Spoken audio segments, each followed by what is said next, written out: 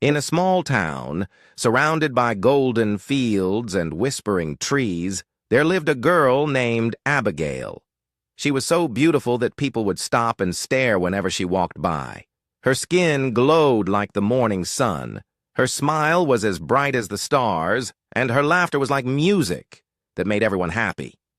Abigail had two best friends, Gloria and Esther. They were always together, like shadows that never left her side. They laughed together, ate together, and shared secrets. To Abigail, they were more than friends. They were like her sisters. But there was one person who did not trust them, her mother. "Abigail, my child," her mother would say, her eyes filled with worry. "Be careful. Not everyone who smiles at you is your friend. These girls, they look fake. Their hearts are not pure." Abigail would laugh and shake her head. "Mama, you worry too much. Gloria and Esther are my best friends. You don't have to like them, but I do." Her mother sighed, but said nothing more. She knew her daughter was stubborn just like her father, but deep inside, she felt something was not right. One evening, Abigail and her friends were sitting under a big mango tree, eating roasted corn and laughing.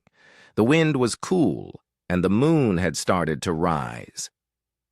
"Abigail," Gloria said, looking at her with a sly smile, "have you ever thought about how lucky you are? Everyone in this town admires you." "Yes," Esther added. "Some people say you are the most beautiful girl they have ever seen. Even the rich men in the city would want to marry you." Abigail smiled shyly. "It's just beauty. It doesn't mean much." But deep down, she felt proud. She loved the attention, and her friends always reminded her of how special she was. Then Gloria leaned closer. "Abigail, have you ever thought of using your beauty for something greater? Imagine if you married a rich man or got famous. You wouldn't have to stay in this small town forever." Abigail frowned. "I like my life the way it is."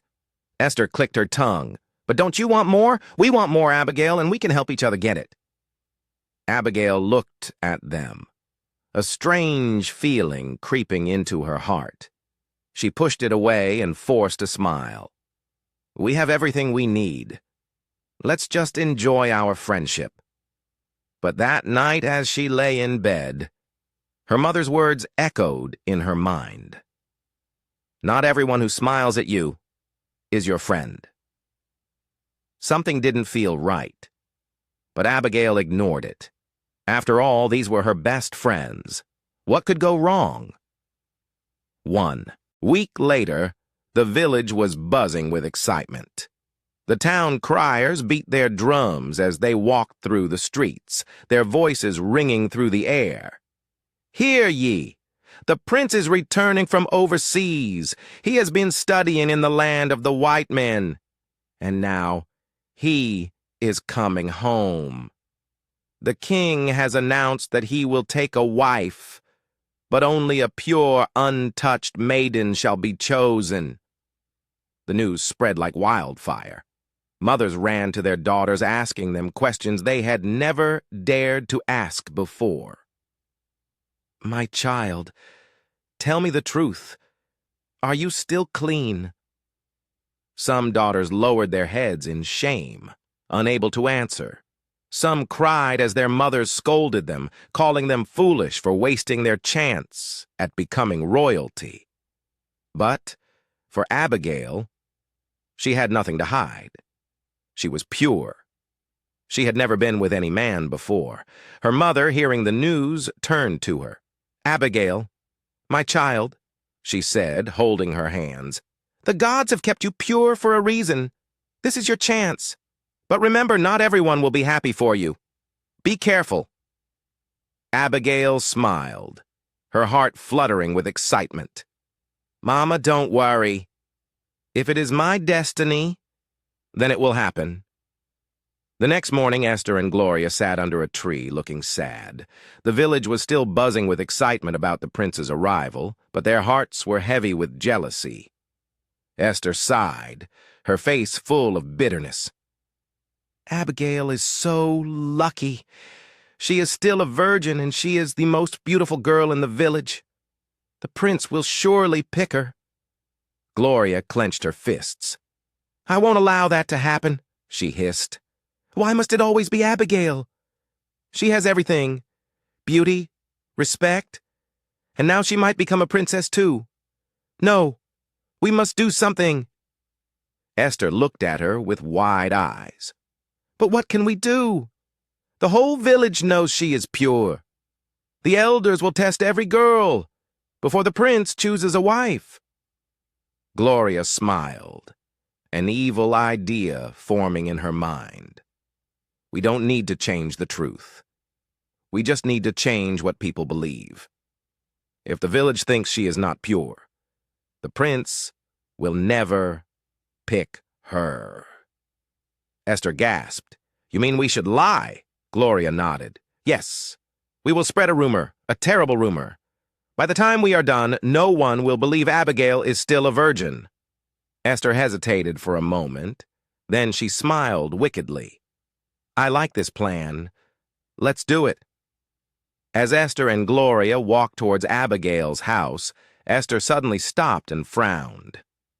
Gloria, I don't think the villagers will believe us, she whispered. You know how much they love Abigail. They trust her. If we start a rumor, people will ask for proof. What if it backfires? Gloria smiled. I already have another plan. Just follow my lead. When they arrived at Abigail's house, she was outside, sweeping the compound. She smiled when she saw them. Gloria, Esther, you didn't tell me you were coming. Gloria and Esther exchanged a quick look before sitting down on a wooden bench. Abigail, Gloria started, pretending to be excited. We have something to tell you, but you must promise not to tell anyone. Abigail stopped sweeping and looked at them curiously. What? What is it? Esther leaned forward. We both have boyfriends, she whispered. Abigail's eyes widened. What? But how? You never told me, and I never even noticed. Gloria laughed. We kept it a secret, but it's amazing. Having a boyfriend is so nice. You should try it. Abigail shook her head. No, I don't want a boyfriend. I want to remain a virgin until I get married. Gloria rolled her eyes. Oh, come on, Abigail, you are too strict. You know Mike has been eyeing you for a long time. He likes you. Why don't you give him a chance? Abigail's face hardened. Never. I will wait for my husband. I don't want to mess up my future. Gloria and Esther exchanged another glance, disappointment flashing in their eyes. Their plan had failed. Fine, Gloria said with a fake smile. We were just trying to help. Without continuing the conversation, they stood up and left, feeling angry and frustrated. As they walked away, Esther sighed. What do we do now? She won't fall for it. Gloria smiled. Don't worry. I know what to do. The day finally arrived. The whole village gathered in the palace square, dressed in their finest clothes, singing and dancing to welcome the prince. Drums echoed through the air as Prince Obi stepped out of his royal carriage. He was tall, handsome, and dressed in rich robes that shimmered in the sunlight. His eyes scanned the crowd, searching for the one who would become his bride. And then he saw her. Abigail. The moment Prince Obi laid eyes on her, his heart skipped a beat. Her beauty was like nothing he had ever seen before. She stood with grace, her skin glowing, her smile gentle yet powerful. There was something pure and special about her, something that pulled him in. He leaned towards his father, the king, and whispered, "She is the one." The village elder conducted the tests, and it was confirmed. Abigail was untouched and pure. She was also known for her kindness and respect towards everyone. That evening, the town crier made the announcement. "Hear ye! The prince has chosen his bride. Prince Obi will marry Abigail because she is pure, beautiful, and respectful." The villagers erupted in joy. Abigail's mother wept tears of happiness, thanking the gods for blessing her daughter. But not everyone was happy.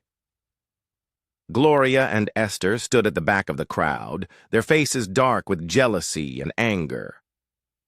"This cannot be happening," Esther hissed, her hands trembling with rage. "Abigail will become a princess, while we remain nobodies." Gloria's eyes burned with hatred. "I told you, don't worry, I know what to do." 2 days later, Abigail's mother was getting ready to go to the farm. She tied her wrapper tightly around her waist and picked up her basket. "Abigail, my child," she called, "your wedding is in a few days. I want to go to the farm and get some yams for the house.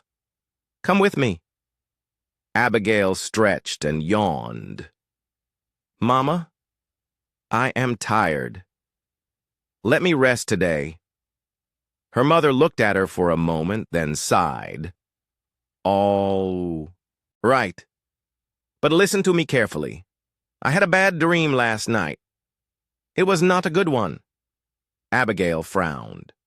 "What did you see?" Her mother shook her head. "I cannot explain, but my heart is not at peace. Something is not right. Do not go anywhere today, especially with Gloria and Esther. Promise me."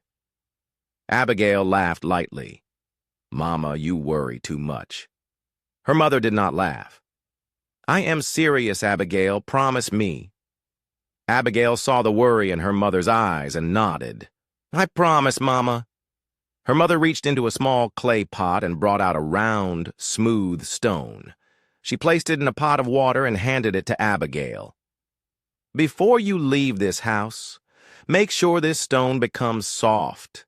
Until then, stay inside." Abigail looked at the stone and laughed.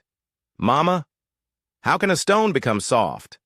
Her mother gave her a long look. "Exactly. Do not leave this house." And with that, she picked up her basket and left for the farm. Abigail sat on the wooden bench, staring at the pot of water. She shook her head and laughed again. "Mama and her strange ways," she said to herself.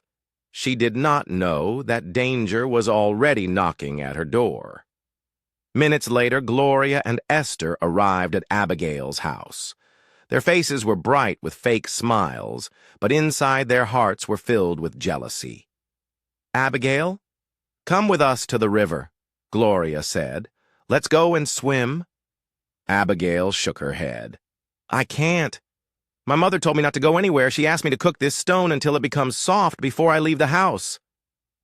Gloria and Esther burst into laughter. They laughed so hard that they held their stomachs. "Abigail, are you serious?" Esther asked, still laughing. "How can you cook a stone until it becomes soft? That is the most foolish thing we have ever heard." Abigail sighed. "I told my mother the same thing, but she still insisted." Gloria said, "Abigail, listen to yourself. Do you think your mother really meant that? She was only joking. You know how our mothers like to say strange things sometimes." Gloria leaned closer. "Abigail, forget about that. Let's go to the river and swim.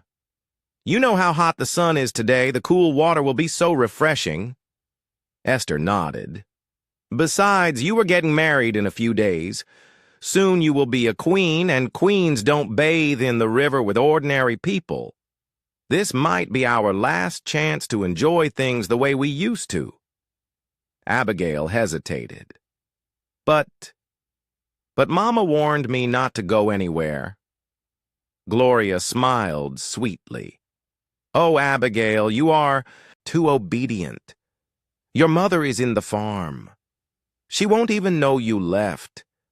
We will just swim for a short time and come back before she returns." Esther placed a hand on her shoulder. "Don't forget, we have always done everything together. Are you now too special to be with us?" Abigail looked at them. The thought of leaving her friends behind made her sad. They had always been together, laughing and playing, and what they said was true. Soon she would be a royal queen, and things would never be the same. She smiled. "All right, let's go, but we won't stay too long." Gloria and Esther exchanged a quick glance of victory, and with that, the three girls left for the river. As they walked toward the river, Gloria and Esther made sure to take a path that was hidden from the villagers. The narrow road was covered with tall grasses and thick bushes, far from the usual path people used. Abigail looked around, feeling uneasy. The place was too quiet, and the trees cast long shadows over the path. Something didn't feel right. She stopped walking and frowned. "Wait, why are we going this way? Isn't this the road that leads to the Forbidden River, the one my mother warned me about?" Gloria clicked her tongue in frustration. "Abigail, you fear too much, always listening to your mother like a little child. Nothing will happen." Esther nodded. "Yes, we have gone to that river many times, and nothing bad has ever happened. Your mother is just too overprotective." Abigail still felt unsure, but she didn't want to seem weak in front of her friends. They had always made fun of her for being too careful. She sighed. "Are you sure nothing will happen?" Gloria rolled her eyes. "Of course. You will see how beautiful the water is. Come on, let's go before people start looking for us." Abigail hesitated for a moment, but then followed them. When they finally arrived at the river, Abigail's eyes widened. The water was crystal clear, reflecting the bright sky. The sound of the rushing stream filled the air, and the cool breeze made the place feel peaceful. But deep inside, something didn't feel right. Gloria and Esther turned to her with mischievous smiles. "Abigail, we are here now. Let's bathe," Gloria said, removing her wrapper and stepping closer to the water. Abigail shook her head. "No, I don't want to. I only agreed to come. Not to enter the river." Esther scoffed. "Oh, stop being stubborn. We are already here. Just get in and enjoy yourself." Abigail stepped back. "I don't feel comfortable. I will wait for you both on the shore." Gloria's eyes darkened with frustration. She had not brought Abigail here just to sit and watch. "No, Abigail, you must bathe with us. You always think you are better than us. Today you must do what we do." She grabbed Abigail's hand, trying to pull her in, but Abigail resisted. "Let me go, Gloria. I don't want to." Esther joined in, pushing her from behind, but Abigail stood firm. "I am leaving," she shouted. Just as she turned to walk away, Gloria's anger exploded. With all her strength, she pushed Abigail into the river. Abigail screamed as she fell into the deep water.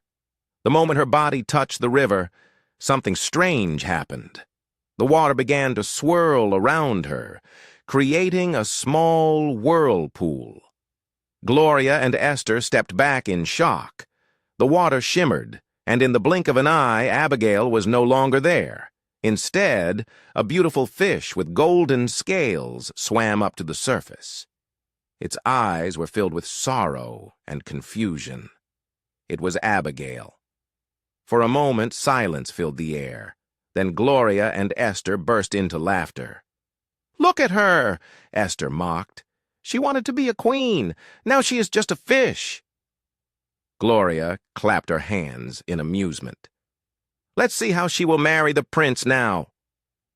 Satisfied with what they had done, they turned and walked away, feeling victorious. The river was now quiet, except for the golden fish that swam sadly in the water, its heart filled with pain and betrayal. Meanwhile, Abigail's mother was still in the farm, gathering yams into her basket. The sun was high in the sky, and the gentle wind rustled the leaves. Everything seemed peaceful until a strange bird landed on a tree branch nearby and began to sing. Its song was not an ordinary melody. It carried a warning. "Go home! Go home! Your daughter is in danger. Run before it is too late!" Abigail's mother froze, her heart pounding. She dropped the yams in her hands and wiped her sweaty forehead. "This cannot be a joke," she whispered. "The gods use birds to send messages." Without wasting another second, she grabbed her basket and ran as fast as her legs could carry her.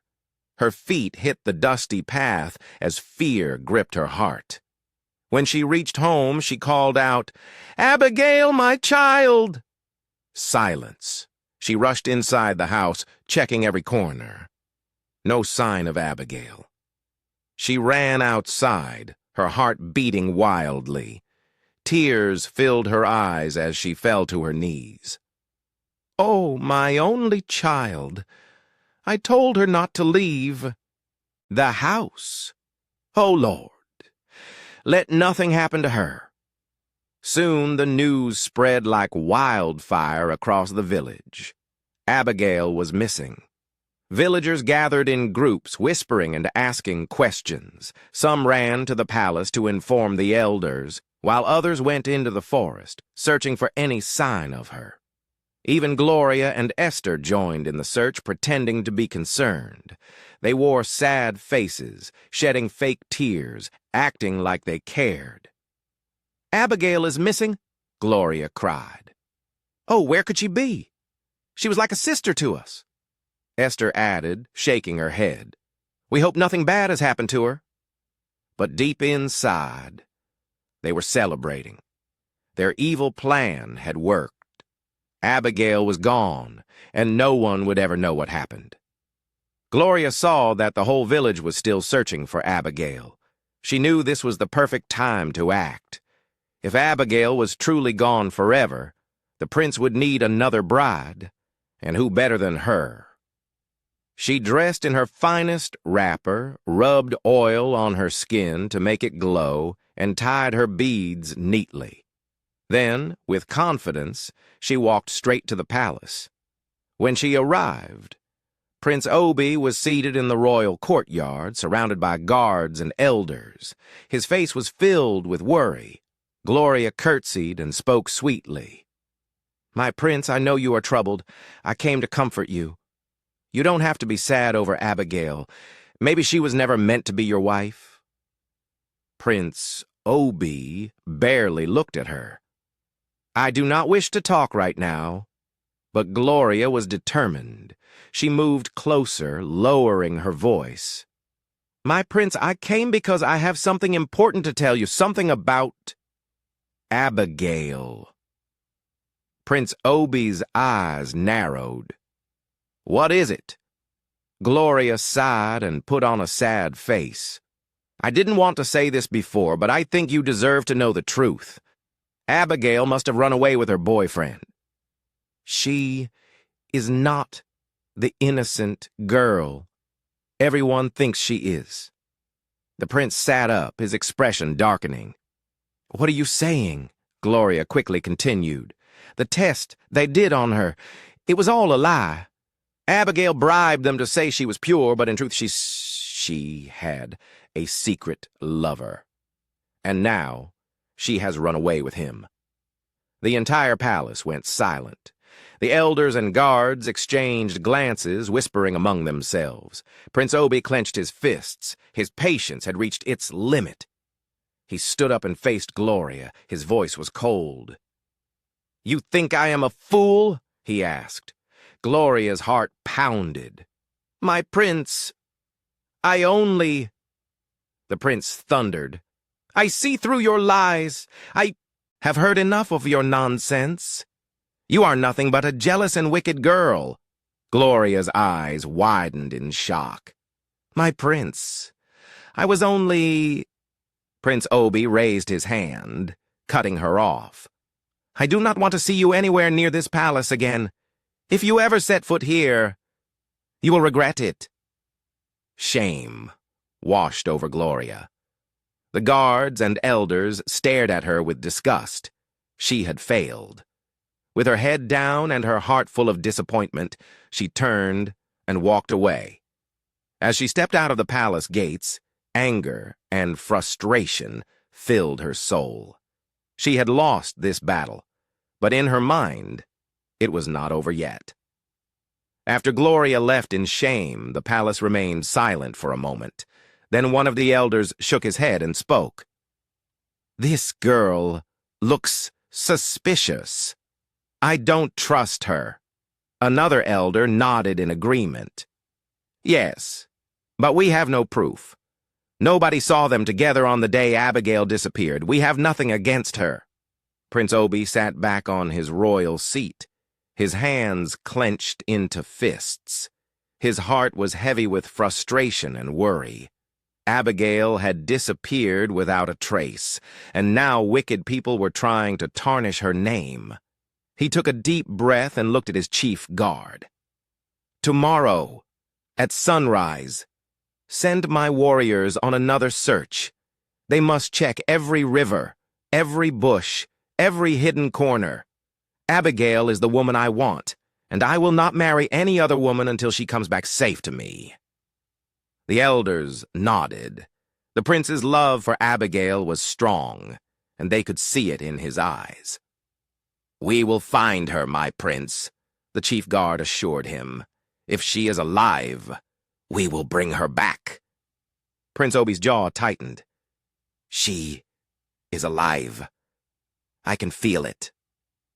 That night, while the village slept, the prince stood by his window, staring at the dark sky.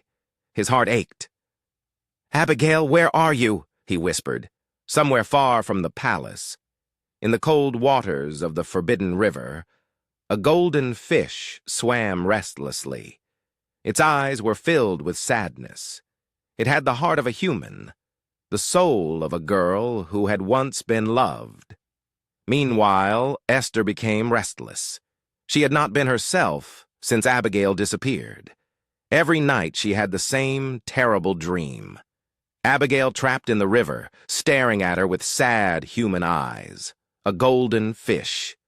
But still, Abigail. She would wake up sweating, her heart pounding.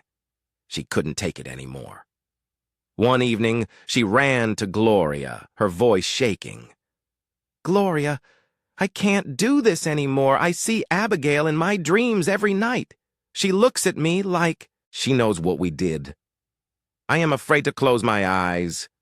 Gloria rolled her eyes. You worry too much, Esther. Your mind is playing tricks on you. Esther shook her head. No, Gloria, it's real. I feel like something bad is going to happen to us. I want to confess. Gloria's face darkened. Confess? Are you mad? If you say anything, we are finished. Do you want us to be thrown out of the village or worse, killed? Esther wiped her sweaty face. But Gloria, I can't live like this. I just want to sleep in peace. Gloria sighed and reached into a small pouch she had hidden in her wrapper. She pulled out a dark powder and handed it to Esther. Rub this on your face before you sleep, she said. It will stop the nightmares. Abigail is gone, and she's not coming back. You need to forget her. Esther hesitated, but took the powder. She was desperate for sleep. That night, she rubbed it on her face and closed her eyes, hoping for peace. But she never woke up. By morning, Esther was still lying on her mat, cold and lifeless. Her family screamed in terror, and soon the entire village gathered to see. News spread like wildfire. People whispered in shock, some in fear, others in suspicion.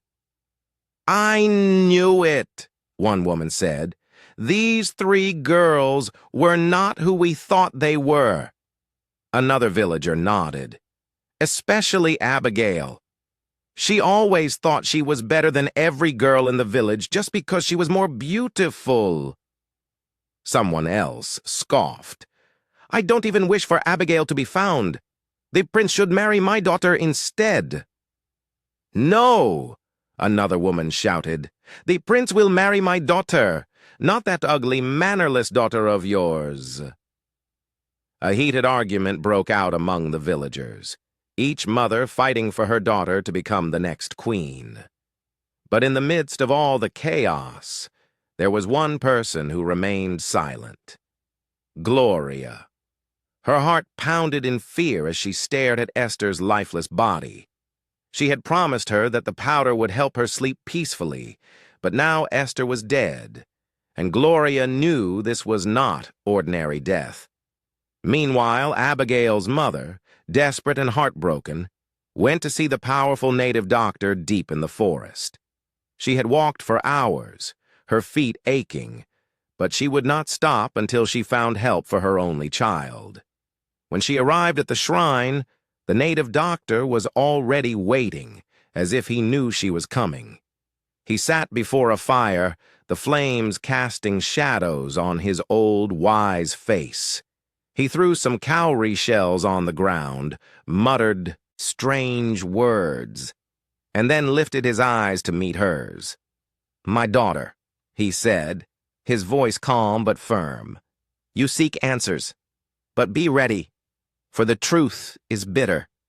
Abigail's mother swallowed hard. "Please tell me what happened to my child. Where is she? Who did this to her?" The native doctor sighed deeply and pointed at the fire. "Look into the flames. You will see for yourself." Abigail's mother leaned forward, staring into the fire. At first, she saw nothing, but then slowly the images began to form. She saw Abigail walking happily with Gloria and Esther. She saw them taking her to the forbidden river, laughing and pretending to be her friend. Then she saw the moment Gloria pushed Abigail into the water. The flames flickered, and suddenly Abigail was gone, replaced by a golden fish swimming helplessly in the river. Abigail's mother gasped, tears running down her face. "Gloria, I knew it! I never trusted those wicked girls. They have destroyed my daughter's life." She jumped to her feet. "I am going back to the village now. I will tell everyone what they have done." The native doctor shook his head. "No, woman. You must calm down." She cried. "My daughter is gone. She was supposed to be a bride, a queen. Now she is trapped in the water like an ordinary fish." The native doctor leaned forward. "Listen carefully. The river goddess has not fully accepted her yet. There are 5 days left before she completely turns into a fish forever.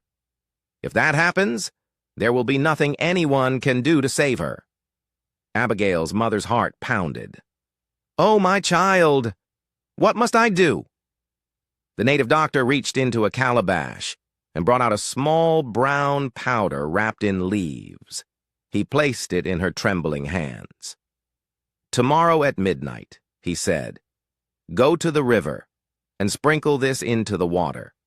When you do, your daughter will return to her human form." Abigail's mother clutched the powder tightly. "That's all?" The native doctor's eyes darkened. "That is not all. You must not tell anyone, not even the prince.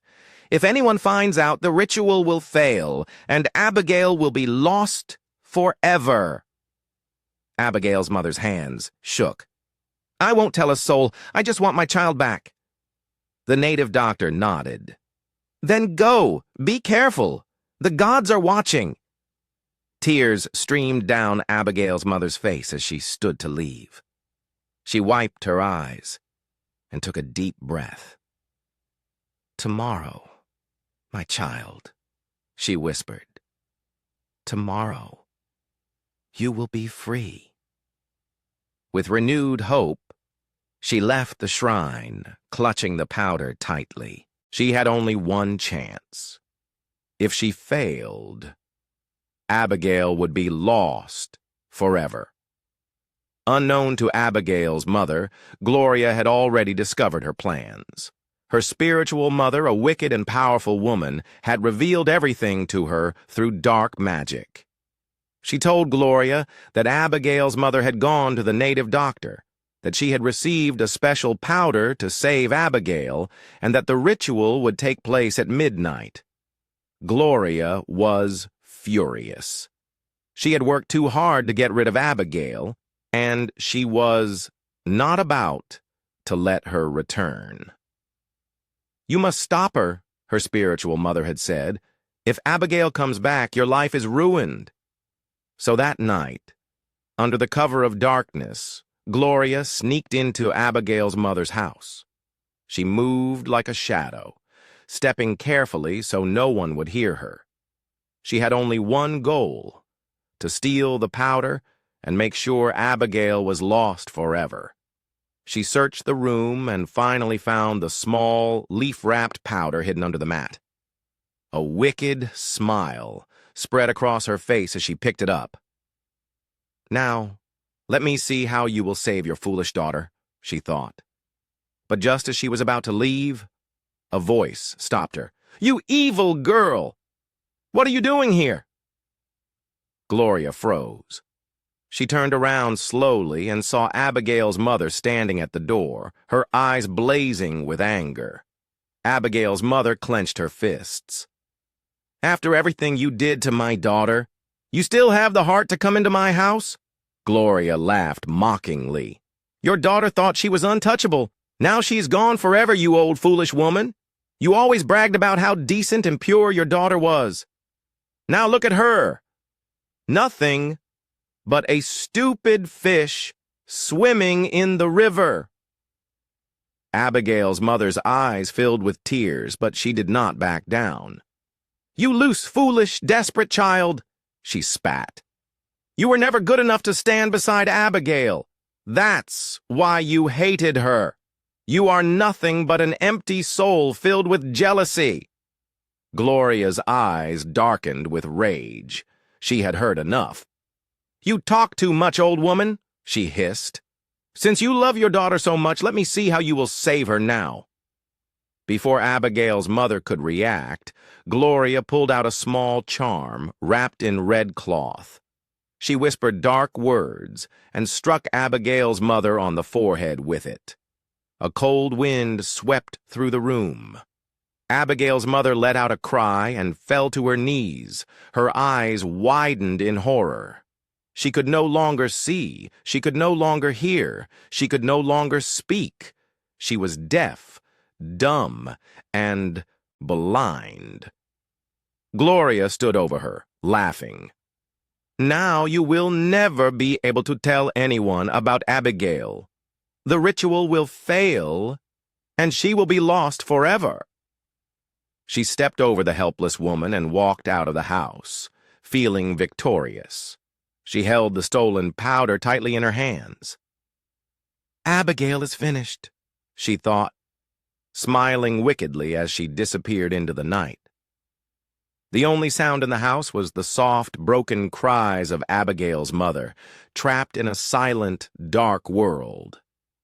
Her daughter's fate was now hanging by a thread. The next morning, the native doctor sat in his shrine, deep in meditation. Suddenly his eyes flew open and his face darkened. He had seen everything: how Gloria had stolen the powder, how she had attacked Abigail's mother, and how she had left her blind, deaf, and dumb. Rage burned inside him. "This wickedness must not go unpunished," he muttered. Without wasting time, he took his staff, tied his charms around his waist, and set off towards the home of Gloria's spiritual mother, the evil woman who had been backing her up.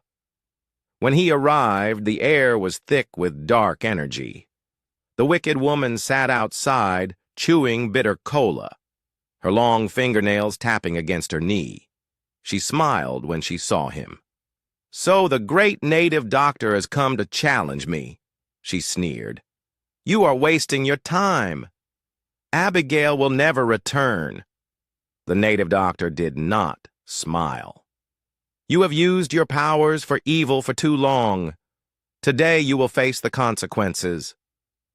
The wind began to rise, shaking the trees. Birds screeched and flew away. The two powerful spiritual leaders stood facing each other, their eyes burning with unseen energy. The wicked woman clapped her hands, and a strong wind blew dust into the air, forming a dark cloud. "You cannot defeat me!" she screamed. The native doctor slammed his staff into the ground, and the earth trembled. "Light always defeats darkness," he roared. A fierce spiritual battle began. The wicked woman summoned a fiery whirlwind, but the native doctor stretched his hand and turned it into harmless water. She threw a lightning bolt at him, but he blocked it with his staff. She screamed in frustration, her body shaking with anger. "I will not lose!" The native doctor chanted powerful words, and a golden light shot from his staff, hitting the wicked woman in the chest. She let out a loud cry and fell to the ground, powerless. "It is over for you," the native doctor declared. "Your wickedness ends today." With one final chant, the evil woman vanished into thin air, never to be seen again. The native doctor dusted his hands. Now it is time to fix what has been broken. He hurried to Abigail's mother's house and found her still on the floor, trapped in darkness and silence. "My daughter, rise!" the native doctor commanded, placing his hand on her forehead. A strong wind filled the room, and suddenly Abigail's mother gasped. Her vision returned, her ears opened, her voice was free. She blinked in disbelief and touched her face. I can see. I can hear." Tears of joy filled her eyes. The native doctor nodded. "The gods have restored you." He gave her another powder. "Now go. Go and save your daughter before it is too late." Abigail's mother didn't waste a second. She picked up her wrapper, ran out of the house, and raced towards the river, her heart pounding. When she reached the forbidden river, the sun was beginning to set, casting a golden glow over the water. She fell to her knees by the riverbank, unwrapped the second powder the native doctor had given her, and whispered, "O gods of the river, hear my cry. Return my daughter to me." She sprinkled the powder into the water. For a moment, nothing happened. The river remained still. Then the water started bubbling, glowing with a strange golden light. The air became heavy with power. Suddenly, a figure began to rise from the depths of the water, slowly, gracefully. Abigail emerged, her golden fish scale fading away as she transformed back into a human. Her eyes met her mother's, and tears streamed down her face. "Mama! Abigail, my child!" They ran to each other and hugged tightly, sobbing into each other's arms. "You are back, my daughter. Oh, my God, thank you." Abigail's mother wept. Abigail held on to her mother, overwhelmed with emotions. "I thought I would never see you again, Mama." "My child, you will never suffer again. You are free."